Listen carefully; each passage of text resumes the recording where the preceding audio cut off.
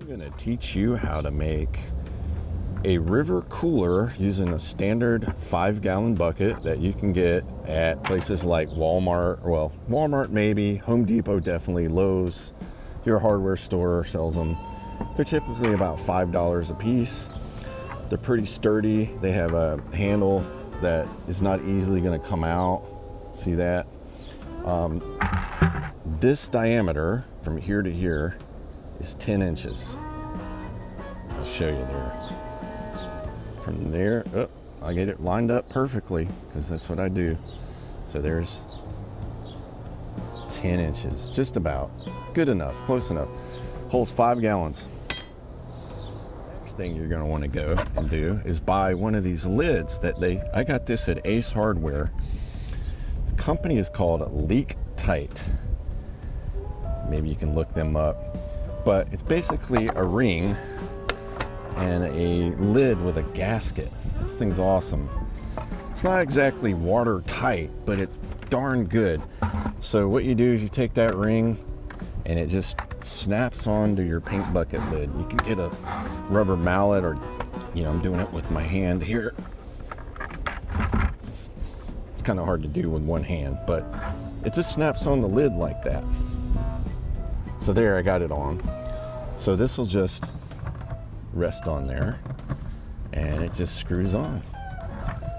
And it's pretty tight. It's hard to get it really tight with one hand, but you get the idea. So now you've got you a somewhat watertight bucket. That O-ring is really key to it. I even put a little silicone grease on mine, but it just comes right off. That little white O-ring right there. Then you want to go get you a tractor inner tube, and this is a specific size you're going to look for. An 18. You could go wide, you could go bigger on that first number, but the critical number is that second number, 6.5. That's the internal diameter, 6.5 inches. This was about $12 at my Ace Hardware. You're going to blow it up till it's, about that size. Then you're going to take, this is just water, you're going to spray water on it. Get it all good and wet. Because I'll just use that as a kind of a lubricant, because you got to jam that bucket in there. So I go with the nozzle down, put the little cap on there. So you're just going to push that in there. And it goes in there. Pull your lid up. I just flip it over. And kind of filming and doing this with one hand is kind of hard. So, but I just push it down.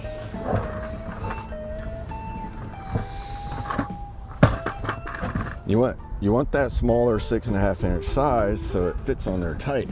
That's not coming off. That's on there good and tight. The whole thing will float. You can fill this with ice. The ice will last, depending on the temperature, about 2 hours, but enough to keep your drinks or whatever you want cool or cold.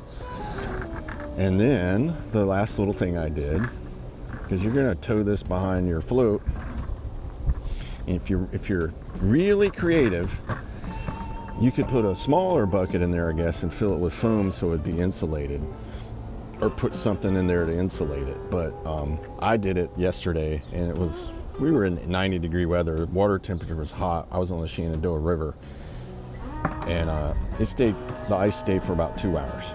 So, and I didn't have it all the way filled up with ice either. So I just used ice out of my ice maker in my kitchen and my freezer. So I didn't even buy any ice. But that's not coming off. I mean, that's on there pretty good. This thing can flip over. I had it flip over, no problem. This lid's not going to pop off. This is not going to come unscrewed. And I just tied a string on there and tied it to my tube, and away you go. So that's a really good solution for a floating cooler for not a lot of money. Maybe cost you about $25, $30.